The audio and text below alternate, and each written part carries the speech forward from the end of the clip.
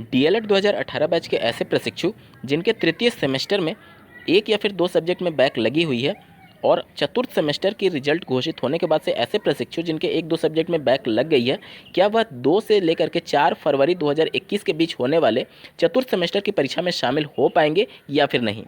क्योंकि सुबह से ही एक news article social media sites पर बहुत तेज़ी से वायरल हो रही है, जो कि आप स्क्रीन पर देख पा रहे हैं। इस आर्टिकल के लास्ट सेकंड लाइन में आप देखिए, इस परीक्षा में 10 जनवरी को जारी तीसरे सेमेस्टर की परीक्षा में उत्तीर्ण परीक्षार्थी ही शामिल होंगे, जिसको लेकर ही भ्रम की स्थिति बनी हुई है। और आप लोग के कमेंट्स के माध्यम से प्रश्न आ रहे हैं कि क्या जिनकी बैक लगी है वह चतुर्थ सेमेस्टर की परीक्षा में शामिल होंगे या फिर नहीं। नमस्कार दोस्तों, मेरा नाम है नीरज और आप देख रहे हैं करियर बिट यूट्यूब चैनल। अगर आप इस चैनल पहली बार विजिट कर रहे हैं तो इसको सब्सक्राइब करते हुए बेल आइकन को प्रेस करना ना भूलें। पीएनपी के द्वारा डीएलएड चतुर्थ सेमेस्टर की परीक्षा तिथि की घोषणा कर दी गई है। 2 से लेकर के 4 फरवरी 2021 के बीच में आप सभी की परीक्षाएं संपन्न कराई जाएंगी। इसमें मैं बता दूं कि जिनकी एक या फिर अधिकतम 2 सब्जेक्ट में तृतीय सेमेस्टर में बैक लगा हुआ है, डीएलएड 2018 बैच के प्रशिक्षु वो भी चतुर्थ सेमेस्टर की परीक्षा में शामिल हो पाएंगे, क्योंकि सब्जेक्ट बैक के कंडीशन में आपको अगले सेमेस्टर की परीक्षा में शामिल होने का मौका पीएनपी के द्वारा दिया जाता है। तो जिनकी भी तृतीय सेमेस्टर 18 बैच में अधिकतम 2 सब्जेक्ट्स में बैक लगी हुई है, वह चतुर्थ सेमेस्टर की परीक्षा में शामिल हो पाएंगे।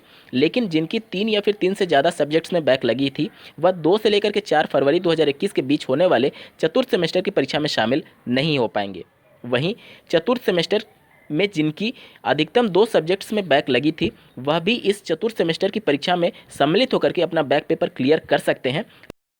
और 18 बैच में जिनकी फोर्थ सेमेस्टर में 3 या फिर 3 से ज़्यादा सब्जेक्ट्स में बैक लगी थी, उनके पास भी सुनहरा मौका है कि 2 से 4 फरवरी के बीच होने वाले चतुर्थ सेमेस्टर की परीक्षा में आप सम्मिलित होकर के अपना बैक सेमेस्टर बैक जो लगा है वो भी क्लियर कर सकते हैं।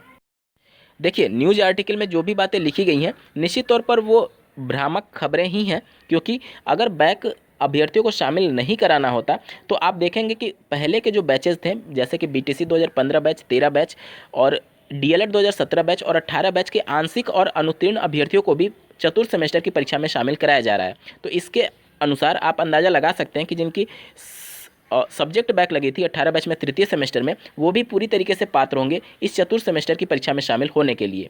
और आपका जो तृतीय सेमेस्टर का जो सब्जेक्ट बैक होगा, वह आप 19 बैच के तृतीय सेमेस्टर की जब परीक्षा पीएनपी के द्वारा आयोजित कराई जाएगी तो उसमें सम्मिलित होकर के अपना सब्जेक्ट बैक क्लियर कर सकते हैं। साथ ही जिनका तृतीय सेमेस्टर में 3 सब्जेक्ट्स या फिर ज़्यादा में बैक लगी होगी, तो उनको अभी वेट करना होगा 19 बैच के तृतीय सेमेस्टर परीक्षा का। उनके साथ ही वह सभी सब्जेक्ट्स के पेपर को क्लियर करके अपना सेमेस्टर बैक खत्म कर पाएंगे।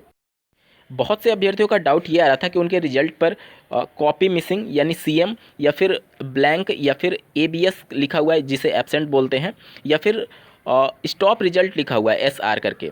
तो देखिए, पीएनपी को कुछ समय चाहिए होगा इन सभी चीज़ों को क्लियर आउट करने के लिए। यहाँ पर अब सारा रोल आपके संबंधित डाइट और पीएनपी का होता है। अगर आपके कॉलेज के माध्यम से किसी इंटरनल मार्क्स के मार्क्स नहीं सेंड किए गए रहते हैं, उस कंडीशन में भी स्टॉप रिजल्ट जैसे केसेज आते हैं, या फिर कुछ कैंडिडेट्स के मैथ के पेपर में एक्सटर्नल मार्क्स में लिखा होगा एसआर, तो वहाँ पर हो सकता है कॉपी मिसिंग की वजह से या फिर नंबर मिसमैच होने की वजह से या फिर कुछ कंडीशन है जिनकी वजह से पीएनपी आपके रिजल्ट को रोकी हुई है। इसमें आपकी कोई गलती नहीं है। पीएनपी के द्वारा सब चीज़ जब सॉर्ट आउट कर लिया जाएगा तो आपका रिजल्ट अपडेट कर दिया जाएगा।